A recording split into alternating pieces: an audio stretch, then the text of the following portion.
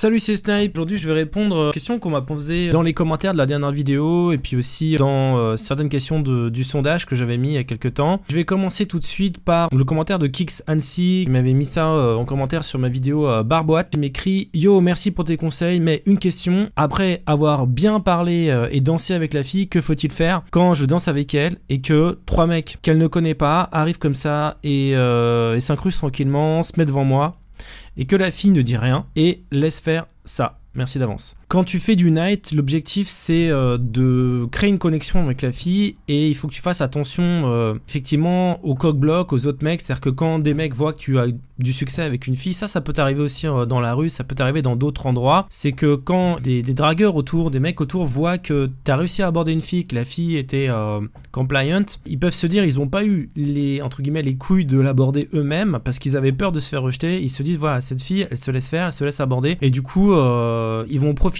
en fait de ton approche, ils vont profiter du courage que tu as eu pour l'aborder pour venir s'incruster et faire ce qu'on appelle un cock-block. Donc cock-block c'est te bloquer en fait, te barrer le passage. Donc là tu me décris un cas typique de cock-block qui peut arriver, ça peut arriver dans la rue, ça peut arriver en night. Le truc c'est que effectivement une fille que tu viens d'aborder, une fille que tu viens à peine de rencontrer, si t'as pas créé de connexion avec elle, si t'as pas beaucoup à parler avec elle, elle est pas liée à toi, elle te doit rien. Et parfois quand la connexion n'est pas suffisamment solide, c'est vrai que tu peux te faire piquer la fille par d'autres mecs. Donc il y a 2 manières d'éviter ça.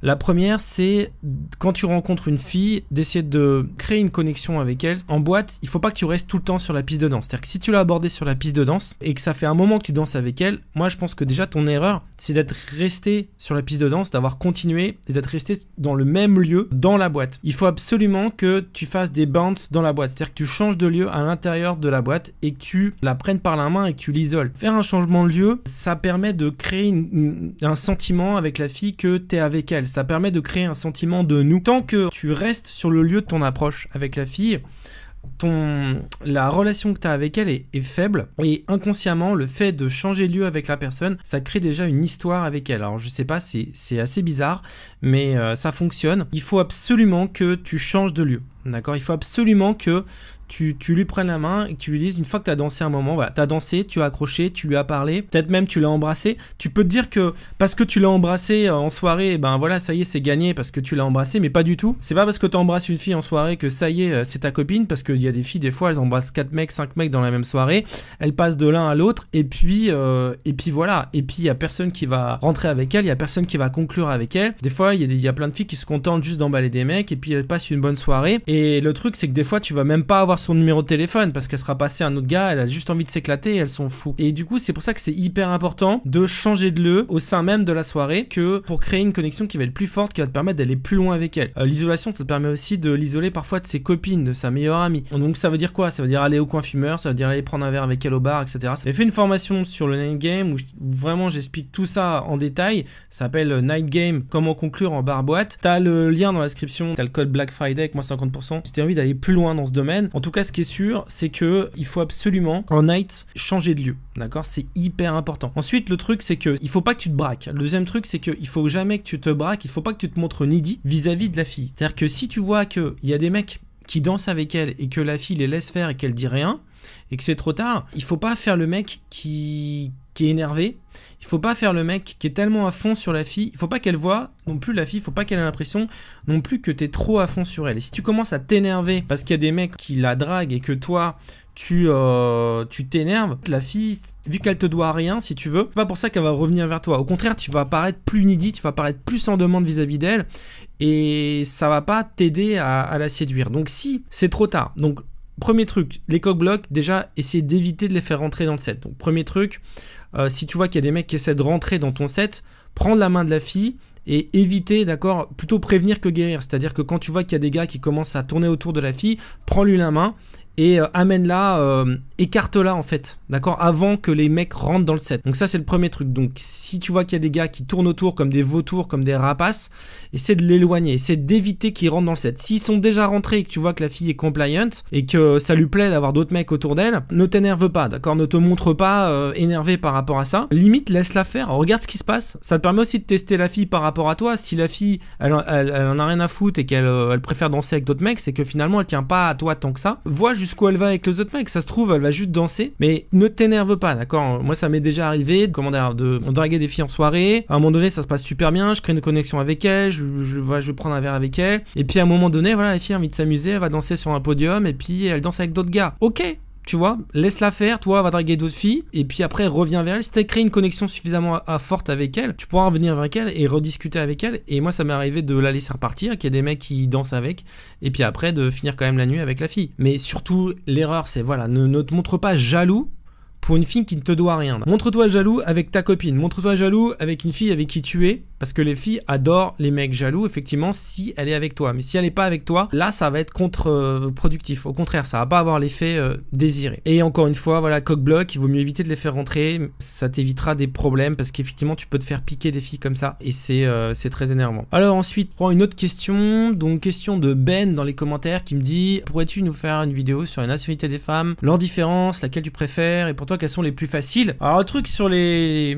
filles les plus faciles, qui est universel, un truc qui est commun à toutes les filles, c'est une fille qui est en vacances, une fille qui est disponible dans sa tête. Quand une fille est en vacances, elle est toujours plus facile. Quand une fille finit ses examens, quand une fille est dans un autre pays. C'est-à-dire, c'est assez bizarre, mais par exemple, la française à Paris va être plus compliquée à choper que la française en Espagne, en Pologne, en Angleterre. Moi, ça m'était arrivé, c'était marrant Enfin, j'ai chopé plus de françaises à l'étranger qu'en France, tu vois, c'est assez bizarre. Une fois, je suis allé à Londres, tu vois, et ben, j'ai rencontré des françaises à Londres, parce que tu vois, entre français, on fait: ah, t'es français, toi aussi, etc. Et j'avais chopé des françaises à Londres, et c'est assez bizarre de voir les filles deviennent plus faciles quand elles sont à l'étranger, les filles sont plus faciles quand elles sont touristes, les filles sont plus faciles quand elles sont de bonne humeur, quand elles sont libres dans leur tête.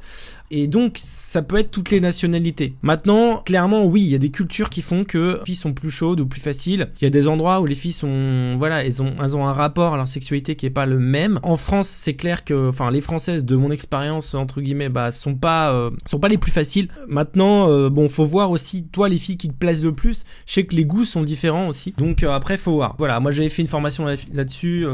Sur voilà, comment draguer les plus jolies filles. Ce qui est marrant aussi, c'est que les filles plus jolies, des fois, on croit que les filles les plus jolies sont les plus difficiles. C'est-à-dire qu'on a cette croyance que, tu sais, dans l'échelle PUA, c'est HB1, HB2, HB10, et on croit qu'il y a beaucoup de gens qui pensent que les filles les plus belles, les plus chaudes, sont les plus difficiles. En réalité, c'est l'inverse. C'est-à-dire que c'est pas vrai. Pourquoi c'est pas vrai? Je veux dire pourquoi. Parce que les filles les plus jolies, souvent, sont les filles qui ont un rapport avec leur corps. Elles ont un bon rapport avec leur corps, elles aiment leur corps, elles ont pas honte de leur corps, elles sont à l'aise avec leur corps, elles ont pas de complexe à se foutre à poil devant toi, elles ont pas de complexe à se montrer, elles s'aiment, et du coup elles ont une plus grande confiance en elles, et comme elles ont plus de confiance en elles, elles sont comment dire, elles communiquent plus facilement. Enfin voilà, en tout cas de mon expérience, il y a beaucoup de mecs qui ont peur d'aborder des filles parce qu'ils pensent que comme elles sont très jolies, elles sont plus difficiles, et c'est l'inverse. Et tu vas voir que des filles qui sont des fois pas jolies, qui sont moches, moche, voilà, après ça dépend de tes goûts, après chacun a des goûts. Moi j'ai remarqué un truc, c'est que moi au début je pensais que les critères de beauté étaient objectifs, et puis avec le coaching, en coachant des mecs, je me suis rendu compte que chaque mec en fait a son style de fille, et que moi mon style c'est pas forcément le tien, et que du coup tu vois la HB10 ta HB10 c'est pas forcément ma HB10, même si on se retrouve quand même sur un certain nombre de trucs, c'est-à-dire en général la plupart des mecs préfèrent des filles jeunes qu'on la vingtaine, 20-30, tu vois, c'est rare les mecs qui trouvent que les filles sont belles après 40 ans, même s'il y a des filles qui sont très jolies après 40 ans. Mais voilà, on se retrouve sur un certain nombre de trucs. Maintenant, voilà, comme je te disais, après les filles latines aussi, les filles des pays chauds, moi j'ai remarqué qu'elles souvent elles étaient plus sympas, plus à l'aise avec leur corps, plus à l'aise avec leur sexualité. Et surtout, il y a un truc aussi qui a un biais, c'est-à-dire que toi, quand une fille te plaît, plus une fille te plaît, et plus ça va être facile pour toi de la séduire parce que tu vas lui communiquer indirectement que cette fille te plaît. Et donc du coup, les filles aiment avoir un mec qui l'aborde parce que cette fille lui plaît vraiment, elle lui plaît sincèrement. Donc voilà, je vais pas te donner la liste des filles qui sont les plus faciles, voilà, les nationalités, les différences, etc. J'ai fait une formation là-dessus, c'est sur les HB10. Donc encore une fois, si ça quelque chose qui t'intéresse, tu as le lien dans la description de cette vidéo si tu veux aller plus loin sur ce sujet. Ensuite, j'ai une autre question, c'est une question de... une question... Ah oui, par rapport au nombre de conquêtes que j'ai eu, donc ça c'est une question de GTAPJ qui me dit ouais, quand t'as eu combien de conquêtes, donc je lui ai répondu en commentaire. Donc bon, tu me connais, tu le sais, donc j'ai eu 350 conquêtes et ça sert à rien de te comparer à ça, tu vois. C'est ridicule. Et puis il y a des mecs qui ont couché avec plus de filles que moi, il y a des filles qui ont couché avec moins de filles que moi. C'est pas comment dire, il faut pas que tu te compares à ça parce que moi j'ai pas couché avec 350 filles en une journée, ça s'est pas fait d'un coup, tu vois. Ça s'est fait sur le temps, ça s'est fait sur une certaine durée. Je suis arrivé en moyenne à un moment donné, j'étais à 4-5 filles par mois et à un moment, enfin j'ai fait un pic à 11 filles dans un mois, voilà. Donc au moment où j'étais vraiment à fond et avec des instant F-close, avec des filles avec qui je couchais tout de suite, voilà, le premier soir.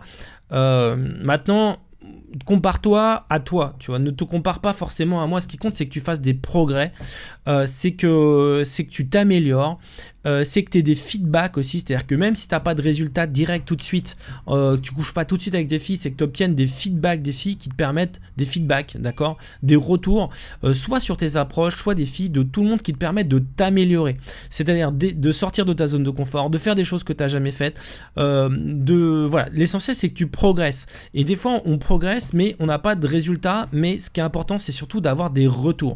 Pareil sur le look, tu vois, si tu veux t'améliorer sur ton look, comment savoir si tu as un bon look, si tu plais aux filles, tu peux prendre des photos de toi, les envoyer à des amis, fais-toi des amis filles, demande-leur des feedbacks sur voilà, telle chemise plutôt que celle-là, telle couleur plutôt que celle-là.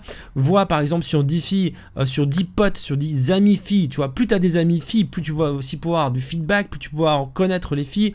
Tu sais, je parle beaucoup de call reading, mais c'est tellement important. Et tu vas t'améliorer, et à un moment donné tu vas avoir plus de résultats, c'est-à-dire que ça va se traduire concrètement par plus de clauses, plus de numéros de téléphone, plus de filles avec qui tu couches. Tu vas aussi prendre plus confiance en toi, donc tu vas aborder plus, et comme tu vas aborder plus, tu peux prendre plus de numéros, tu vas avoir plus de dates. Ensuite au début, les dates, tu vas pas les convertir tout de suite, il y a plein de dates qui vont pas bien se passer. Tu vas aussi essayer d'apprendre un maximum de tes dates, c'est-à-dire t'améliorer pendant tes dates, mais aussi essayer d'avoir du feedback, d'accord. Et puis les résultats vont venir petit à petit, progressivement. Moi je suis pas passé j'ai pas fait 350 filles d'un coup. En plus il y a des filles, des fois c'était plan A3, il y avait des partous, il y a des trucs comme ça, donc ça s'est pas fait tout de suite. Mais ce qui compte, tu vois, tu me dis oui, moi j'ai couché avec 8 filles à 29 ans. Moi à 29 ans, enfin j'avais pas couché avec beaucoup de filles, enfin si, c'est à partir de 27 ans que j'ai commencé à décoller. Il y a des mecs qui décollent plus tôt, à 20 ans. Il y a des mecs qui décollent à 25 ans. Il y a des mecs qui décollent à 30 ans. Tu vois, moi, j'ai commencé le game un peu tard par rapport à certains mecs, tu vois. Et pourtant, après, je me suis bien rattrapé. Donc, et 29 ans, ça va, c'est cool. T'as encore pas mal de temps devant toi pour gamer, pour coucher avec des filles, pour rencontrer des filles. T'es encore jeune et c'est cool. Et donc, voilà, quoi. Après, une fois que tu comprends les mécanismes de la persuasion, de la séduction, du game, de comment aborder, de comment prendre des numéros de téléphone, de comment dater, de comment chauffer la fille, de comment sexualiser, en fait, après les résultats, tu as une courbe qui peut être exponentielle après dans tes résultats. Et donc du coup, voilà, enfin tu vois, moi il y a un moment donné aussi dans ma vie, j'avais pas eu beaucoup de conquêtes et je galérais, donc voilà. Et puis 8, tu sais, il y a des mecs qui sont 0 quoi, ils sont à 2, ils sont à 3, enfin voilà, ils sont couchés même avec moins de filles que toi. Donc de toute façon, aussi le truc que tu dois te dire, c'est que si t'as couché avec 8 filles, c'est que t'as déjà plus à 8 filles, il y a déjà 8 filles qui t'ont validé, il y a déjà 8 filles qui t'ont trouvé cool, qui t'ont trouvé attirant, qui t'ont trouvé sexy. Donc ça veut dire que tu plais déjà à des filles, et donc du coup, si t'as couché avec 8 filles, tu peux potentiellement coucher avec 100. Il suffit simplement de refaire ce que t'as fait avec ces filles-là et de le scaler sur d'autres filles, d'accord, de trouver des filles qui ressemblent un peu aux filles avec qui t'as couché et de faire le même process avec d'autres, c'est tout. Donc si t'as déjà conclu, potentiellement, tu peux en avoir beaucoup plus. Bon. Ensuite, autre question, donc question de Mohamed, ouais, on veut plus de free content SnapGrand. Oh ouais, alors, bah écoute, t'as plein de conseils gratuits sur ma chaîne, d'accord. Il y a les formations si tu veux aller plus loin, Mohamed. Mais voilà, dans toutes mes vidéos, j'essaie d'apporter, enfin, je donne le maximum de valeur. Il y a beaucoup de valeur, il y a des grands concepts, il y a plein de choses. Donc même si tu prends pas les formations, tu vas apprendre beaucoup de choses. Dans les formations, je te donne des exercices pour agir, pour vraiment passer à l'action. Tu vois, l'objectif du contenu gratuit, c'est de te donner les grandes idées, c'est de te faire avancer, c'est de te mettre sur la bonne voie, c'est de te donner la carte, tu vois, pour savoir où aller, pour comprendre les mécanismes. Et puis dans les formations, bah, je t'explique le comment, je t'explique comment aller beaucoup plus loin. Et puis on fait. L'objectif, c'est de te motiver pour avoir des résultats vraiment le plus vite possible. Donc voilà. Et n'hésite pas aussi à regarder sur mon blog SnapGrand, tu as énormément d'articles sur ma chaîne. Voilà, parcours toutes les vidéos que j'ai faites, tu as beaucoup de contenu dans les vidéos, dans toutes les vidéos tu as du contenu. Donc déjà regarde tout ce qu'il y a comme contenu gratuit et puis déjà quand tu auras fait le tour, bah, pose-moi des questions par rapport à ça et puis si tu veux aller plus loin, bon bah prends les formations. Ensuite, autre question, donc alors une question que j'ai eu dans un sondage, c'est une question par rapport au fait de garder une copine, comment garder une femme.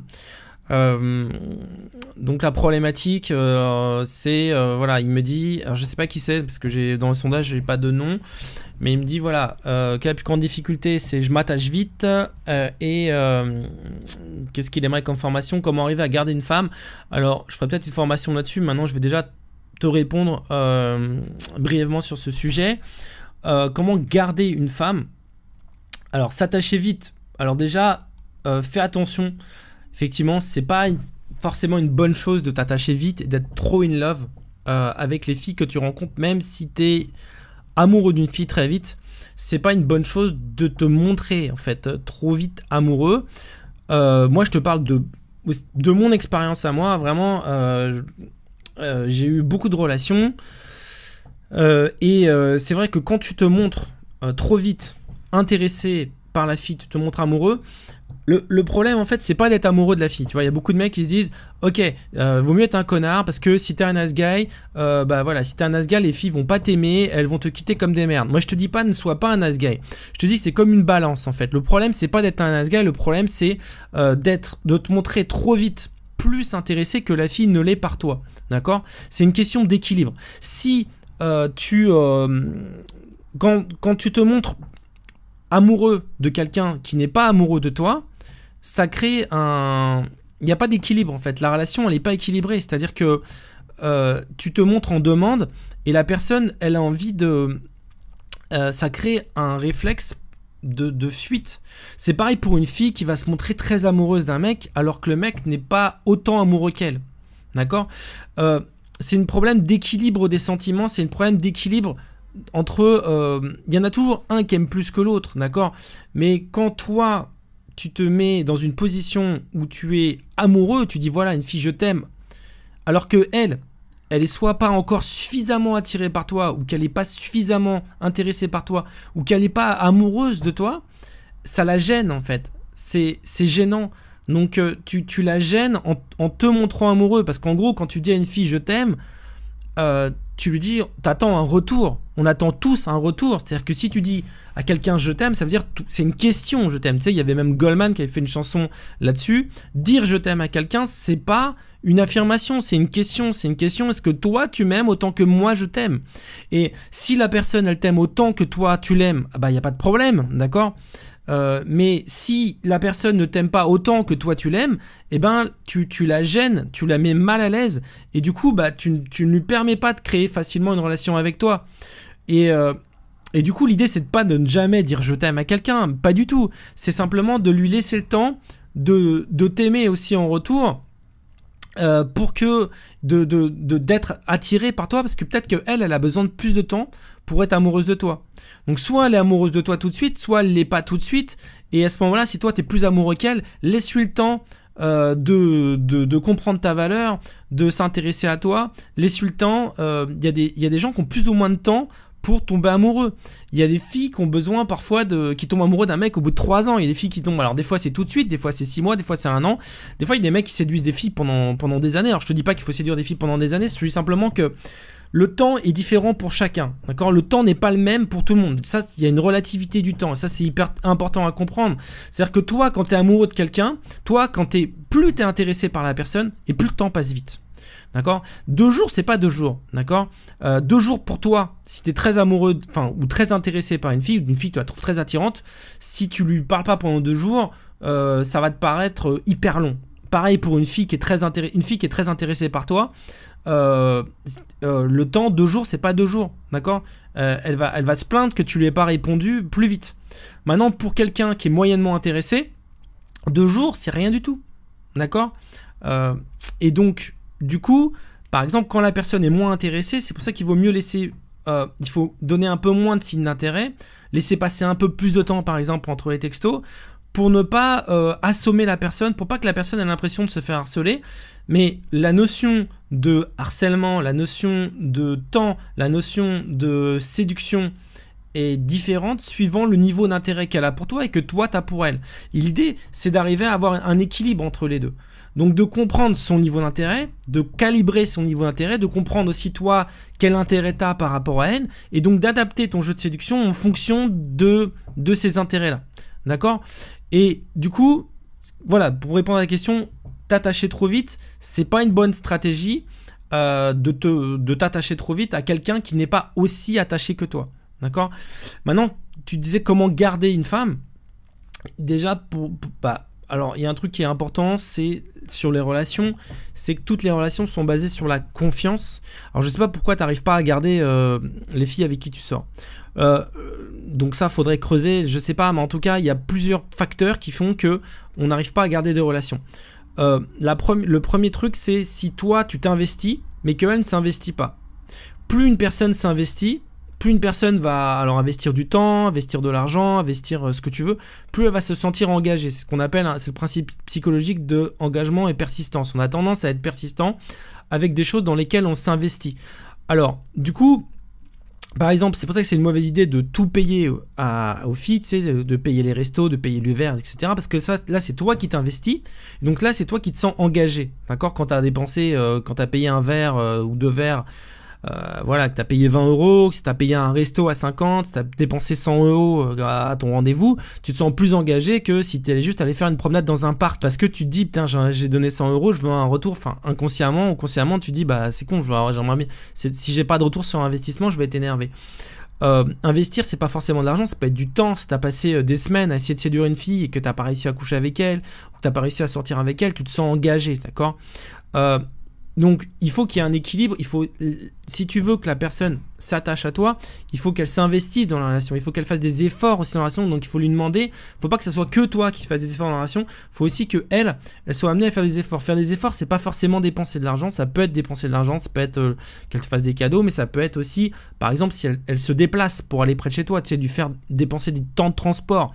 Par exemple, une fille qui a passé 2 heures dans les transports pour venir te voir, elle est plus engagée qu'une fille qui a juste eu besoin de traverser la rue pour te voir. D'accord ? Elle se sent plus engagée. Donc il y a l'engagement, le niveau d'investissement qu'elle fait pour te voir, pour te rencontrer, le nombre de messages qu'elle t'envoie. C'est l'affaire s'investir dans la relation. Ça peut être aussi t'arrêter de parler et de voir si elle te répond. D'accord ? Bon, ça c'est plutôt dans une interaction. Maintenant, le deuxième truc qui fait que peut-être t'arrives pas à garder les relations, c'est la confiance. Peut-être que elle ne te fait pas confiance. Peut-être aussi que tu as trahi sa confiance. Le problème des players, c'est que voilà, si tu sors peut-être avec beaucoup de filles, alors je sais pas, si tu sors avec beaucoup de filles et qu'elle se rend compte que tu sors avec d'autres filles, qu'elle a cramé dans ton téléphone, qu'elle voit ou qu'elle te suspecte de voir d'autres filles, à un moment donné, elle se dit que si c'est pas clair dans la manière dont tu as créé la relation avec elle, d'accord, elle peut se dire que voilà, tu es en train de la trahir, et toutes les relations sont basées sur la confiance. Toutes, absolument toutes. C'est-à-dire que tu peux pas avoir une relation avec quelqu'un si tu n'as pas confiance en cette personne. Et ce qui fait le plus peur aux filles, ça va être que tu la trompes, que tu lui vendes du rêve, que tu lui dises voilà, que tu vas te mettre avec elle, et puis qu'elle se rend compte qu'en fait, directement ou indirectement, t'es pas vraiment complètement avec elle. Elle sent que voilà, tu vois peut-être d'autres filles. Alors, ça peut être ça. Après, ça peut être d'autres choses, voilà, dans ton comportement qui font que. Donc, j'avais fait une formation là-dessus, relations hommes-femmes, mon emploi, mais bon, je pense que c'est un sujet à part entière que je traiterai sans doute dans une prochaine formation, si c'est quelque chose qui t'intéresse.